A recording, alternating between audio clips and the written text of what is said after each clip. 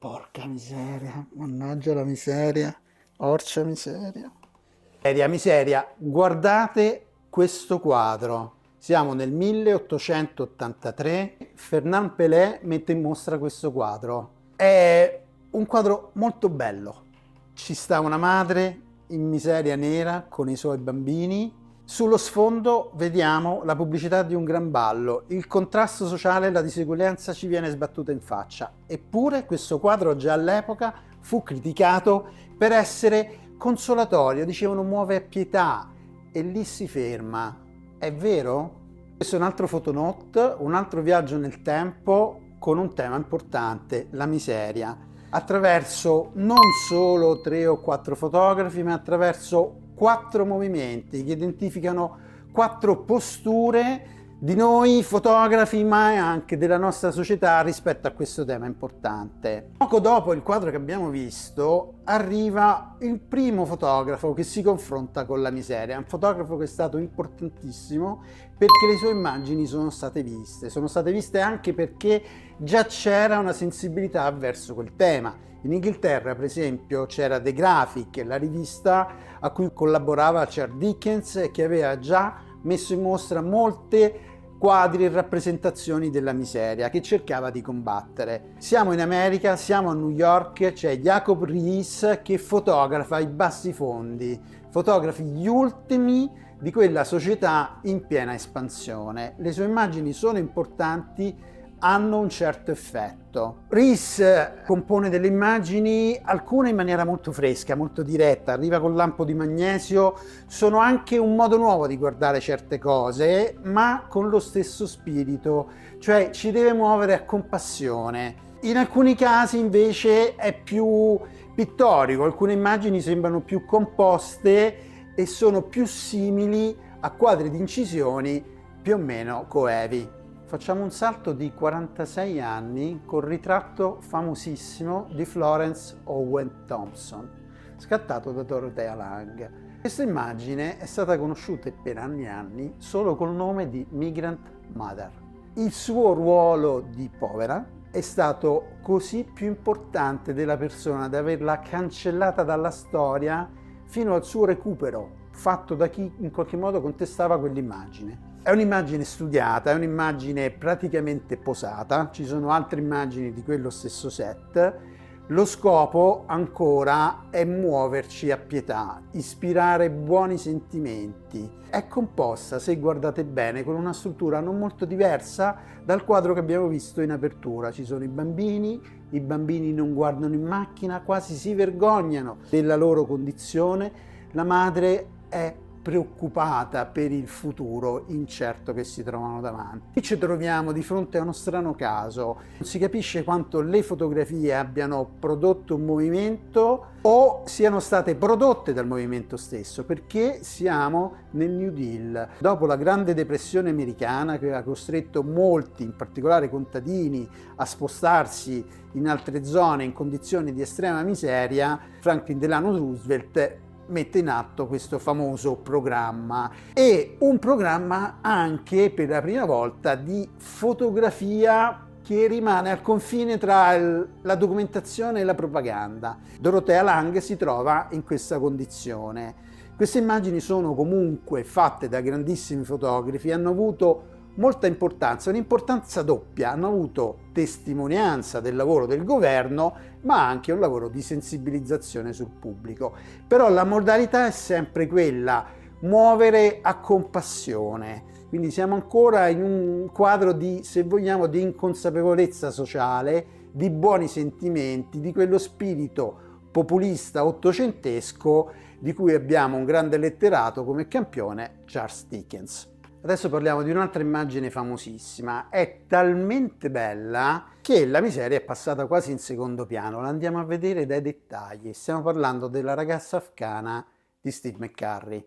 Colori primari a contrasto, occhio che guarda in macchina, dettagli, la pelle un po' sporca, vestiti stracciati che insieme alla provenienza, la didascalia e il contesto ci fanno immaginare la povertà, ma qui passa quasi in secondo piano, non c'è neanche alla fine neanche questo grande movimento, siamo forse distratti dalla bellezza dell'immagine, dalla potenza di quello sguardo. Quindi forse questa immagine, diciamo, in quel contesto non è molto efficace. E adesso guardiamo invece un'altra immagine, è una delle tante immagini che ha fatto Mary Ellen Mark. Mary Ellen Mark è molto vicina ai suoi soggetti, è una fotografa umanista, empatica, si avvicina molto, convive almeno empaticamente, idealmente con i suoi soggetti. Fotografa, un caso raro, un po' seguendo forse le ombre di Ries, potrebbe essere stato ispirazione per alcune sue cose, se non altro per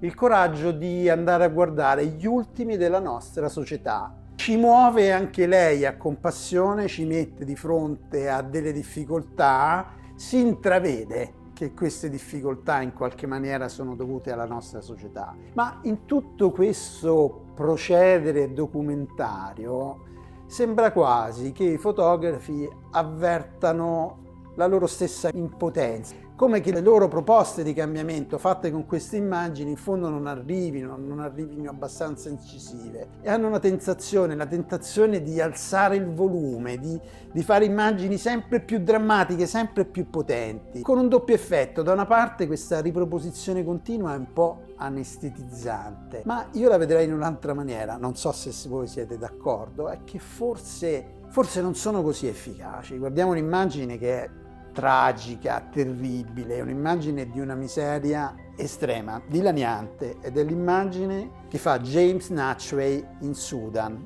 Quella serie di immagini fatte lì è stata molto diffusa, sono strazianti. Le immagini di Natchway della carestia nel Sud Sudan sono quasi incommentabili, sono persone veramente ridotte a pelle e ossa, veramente abbiamo la sensazione che abbiano pochissimo di vita davanti, sono drammaticissime. Il suo bianco e nero cupo, stampato da un grandissimo stampatore, il mio maestro James McGargy, ha contribuito a dare un mood ancora più drasticamente triste, senza speranza a queste immagini.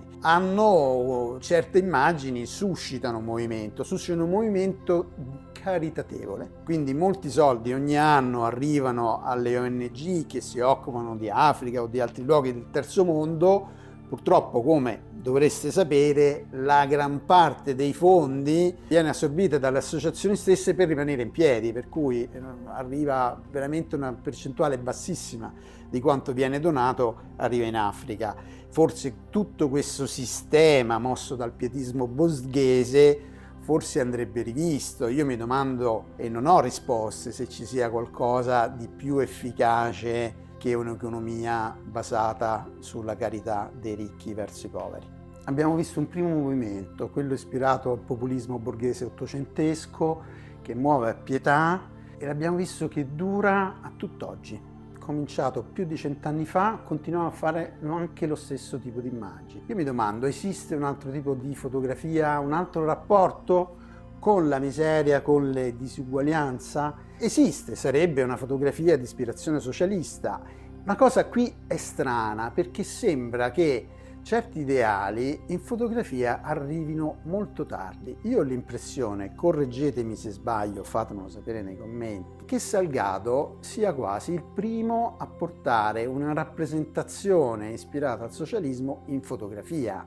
Praticamente quasi 100 anni dopo Pelizza da Volpedo, per fare un esempio, ma c'erano altri artisti che avevano portato certe stanze nelle altre arti prima che in fotografia. Salgado cosa fa? Salgado fa tutta la sua famosa serie dei worker. In questo caso vi faccio vedere le immagini della Serra Pelata, ve le faccio vedere perché sullo stesso luogo lavora anche un altro fotografo. Ci racconta questo inferno umano, lo rappresenta un po' come un inferno dantesco e un po' però ci racconta anche della dignità, dell'onore di questi lavoratori sfruttatissimi in questa situazione di miseria estrema, di lavoro anche pericoloso, di fatiche sovrumane per guadagnarsi un tozzo di pane. E ci fa vedere anche un po' di conflitto sociale. C'è un'immagine, la vedete, dove combattono. Poi le immagini di Salgado sono tutte molto estetizzanti, questi lavoratori non sono solo dignitosi, sono anche belli, c'è una partecipazione emotiva. Noi abbiamo un problema, Salgado è di lì, per cui quello succede a casa sua. Noi tendiamo a vedere queste cose come un po' una cosa esotica, una cosa che sta lontano. Un altro fotografo di ispirazione socialista, molto prima di Salgado, è stato Paul Strand, che in Messico negli anni 40 fotografa le condizioni di vita in una società che era infinitamente più povera di quella da dove lui proveniva. Lo fa in maniera estetizzante, quasi nella categoria del pittoresco, come se noi andessimo a fotografare un popolo esotico, lo fotografiamo con rispetto, li mettiamo in posa, sono dignificati da queste immagini, ma la condizione sociale è praticamente sparita da quelle immagini. E infatti Paul Strand verrà criticato per questo da altri fotografi. In particolare c'è un fotografo che critica sia Salgado che Paul Strand ed è Chris Killip. Chris Killip è molto impegnato, si impegna in prima persona. A metà degli anni 80, anzi per la precisione tra l'83 e l'84, fa un lavoro importantissimo, Seacoal, carbone di mare, e lo fa vivendo 16 mesi in una roulotte accanto a delle persone che si erano trovate nella miseria più nera a causa di decisioni politiche. Forse qualcuno di voi ricorderà i mesi, anni di sciopero dei minatori inglesi contro le politiche della Thatcher. Quelle politiche misero sul lastrico migliaia e migliaia di persone e ridussero intere aree di un paese in una condizione di povertà estrema. Killip vive con loro e racconta una cosa che a noi ci sembra fuori del mondo: persone che per sopravvivere raccolgono ciò che rimane, i rimasugli di carbone che trovano in spiaggia. Nella lavorazione poi il carbone veniva messo sulle navi, c'era un sacco di carbone che cascava in acqua, viene riportato un po' a riva dalle onde e persone sono sopravvissute alla miseria più nera, si sono scaldate in quell'inverno abbastanza freddo con pezzi di carbone raccolti in spiaggia. Killip fa delle immagini molto sentite, alcune sono molto tenere e tristi al contempo. È famosa l'immagine della bambina con l'hula hoop in questa spiaggia nera di carbone, oppure quelle immagini quasi eroiche di questi ex minatori che raccolgono con l'aiuto di cavalli sulla spiaggia un po' di carbone. Le immagini sono anche belle, molto intense, sono molto impegnate politicamente, escono in un momento in cui la lotta sociale, lo scontro è molto evidente, ce lo racconta con un bianco e nero cupo e luminoso al contempo, di grandissima qualità, ma le sue immagini non sono formali, hanno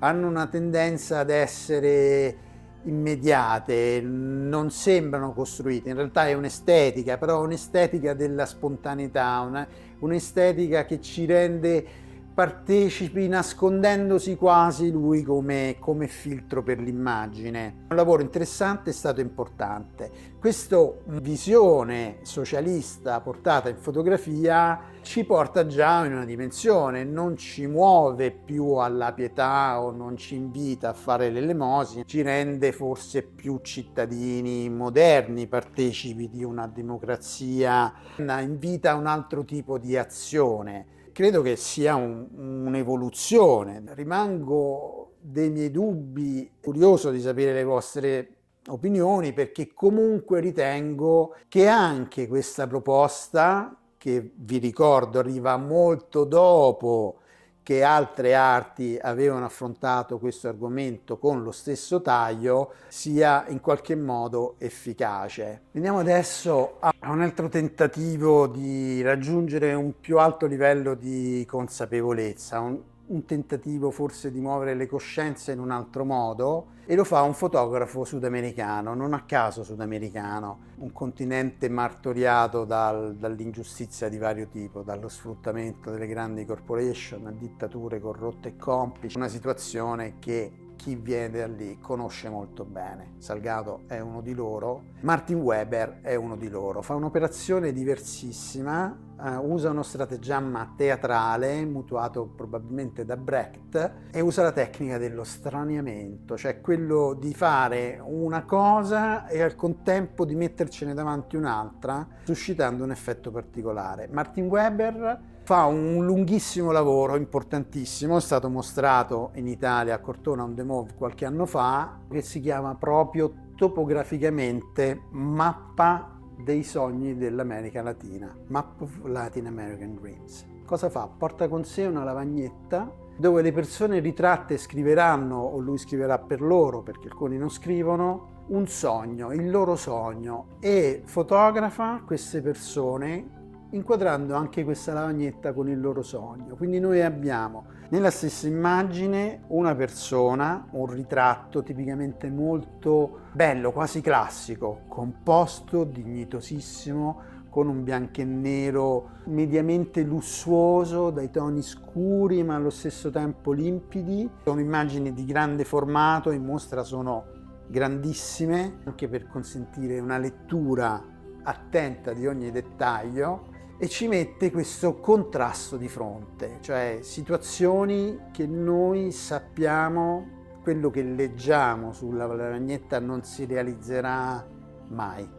Conosciamo le condizioni e sappiamo che i sogni di tutte queste persone sono irrealizzabili. È irrealizzabile il sogno del bambino che vuole un lavoro, è irrealizzabile il sogno della donna che vorrebbe una vita senza tante difficoltà e lunga possibilmente, è il sogno irrealizzabile neanche di quello della povera madre che vorrebbe avere indietro le spoglie di suo figlio ucciso da una qualche dittatura, o almeno sapere dove sia sepolto. Neanche questo si realizzerà. Ci mette di fronte nella maniera più brutale l'ingiustizia e la vittima dell'ingiustizia, che noi sappiamo essere senza speranza. È un lavoro commovente, molto forte, e ci mette di fronte la vittima e il carnefice allo stesso tempo. Il carnefice non è rappresentato, ma è raccontato in qualche maniera, cioè non c'è più la lotta contro lo sfruttatore,